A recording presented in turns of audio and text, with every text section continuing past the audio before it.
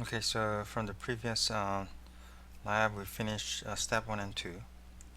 So at this point, you are running a web server, and this is your default directory. And then you have you create your own website using HTML. Okay, and so from that we know that the IP address of the server is 192.168.0.20, and you know IP config.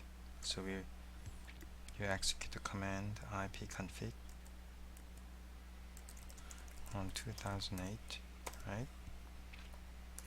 So let's just find out the IP address for the Windows 7 client machines.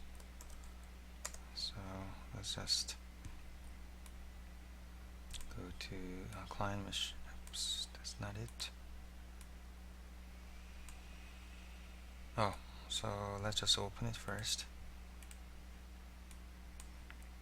Oh, just make sure that you turned off your router, because we don't really need to access the internet for this lab. Go to Win7 and then make sure that you turned on your Windows 7 machine.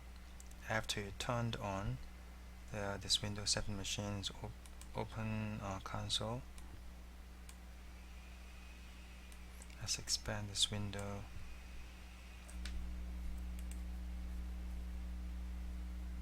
Okay, let's just expand this window. Can you log in this Windows 7 machine given the password? Once again, the password is in the lab 1 document. So this is Windows 7 machine, and go to CMD.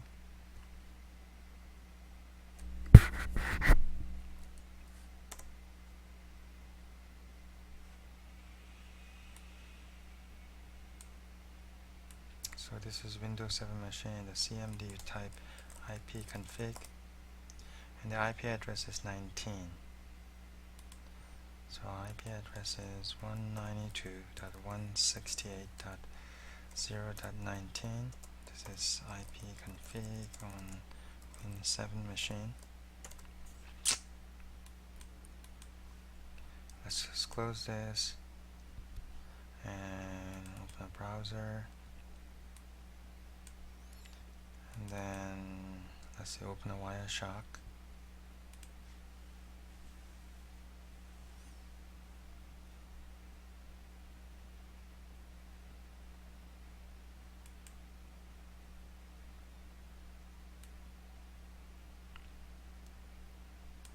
And go to capture, go to interfaces, and you have to choose your interface. I mean, in this case I have only one NIC card, so choose this network card and then press start. Okay, in the Firefox, okay, we'll type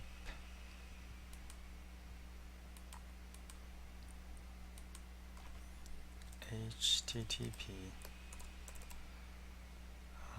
IP address of this web server 192.168.0.20, and then slash index.htm.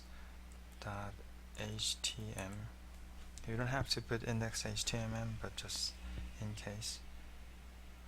When I enter, and this Wireshark begins capturing the packets, okay, and then I'll stop. Okay, stop capturing live packets. So this is the stop button, so you must click this,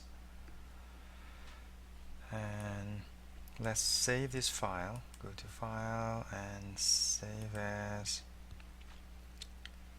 and file name, you choose any file name, so let's say lab1 web. You choose any file name, so I'm gonna save it.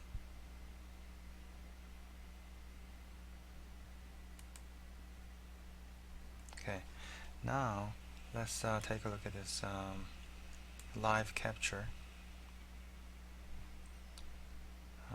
Now we can kill the Firefox and make let's just look at let's take a look at the live capture.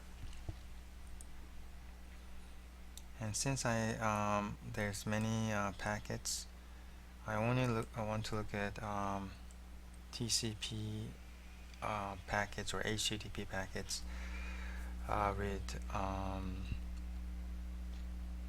packets that are associated with this the communication, like between Windows 7 and 2008. So the filter expression that I'm going to use is IP.address equal to 192.168.0.20. So this means my interest is on those IP address, those IP packet with whose either source or destination IP address is 192.168.20. Okay, so when I type enter, I see this packet. Let's take a look at this packet. The first one is a SYN, and next one is a SYNEC, the third one is EC. So at this point, connection is established between client and server. Then so the fourth packet, if you look at the fourth packet, the client send a HTTP request, and the next one, the server basically responds to the request. Okay, so let's take a look at this packet. You double click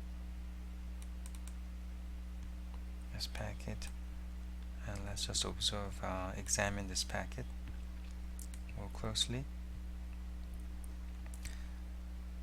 And we have layer 2, Ethernet layer, and then we have IP, and then this is TCP.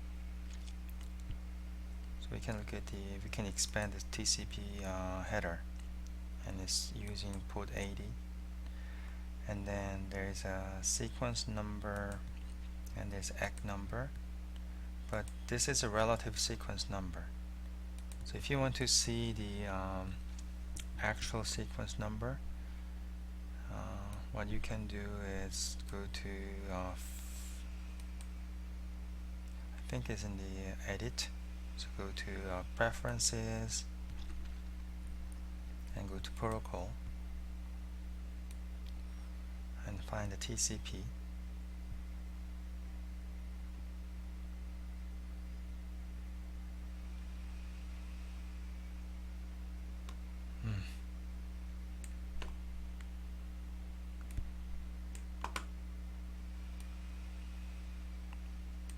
So TCP is right there, and then unmark relative sequence number, and also just unmark this, allow sub dissector to reassemble TCP stream. So just make sure that you unmark this and unmark relative sequence number. Okay, then make sure that you unmark this relative sequence number and this one.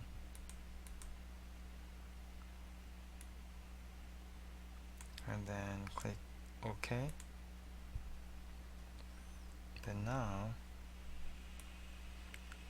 go back, just click this packet, double click,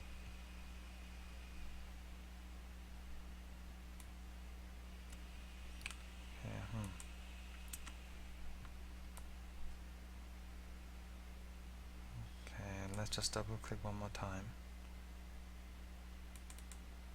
Okay, good. So now if you look at the TCP header, you'll see it's port 80, right? And the sequence number, and this is acknowledge number. And the flag is push and ACK, right? So now let's look at application header, which is HTTP header. So if you look at the HTTP header, you will see this content. You can just expand more and more. Okay, and let's look at the content. So you see the welcome to my home page. You see this content. Okay, let's just close. Okay, so this is the end of this video tutorial, and let me stop recording.